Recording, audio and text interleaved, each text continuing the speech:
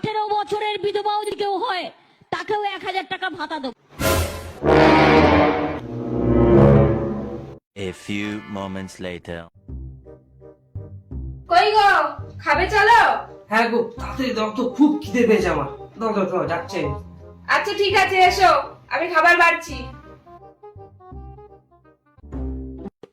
খেয়ে আসি। Flashback. Preview. Preview.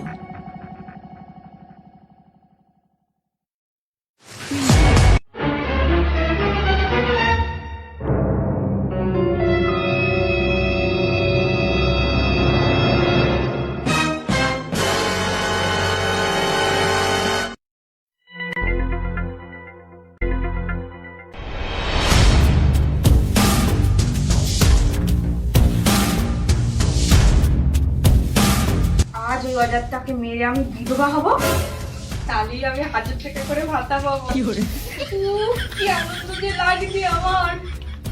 মেরেই দেবো ওইটাকে।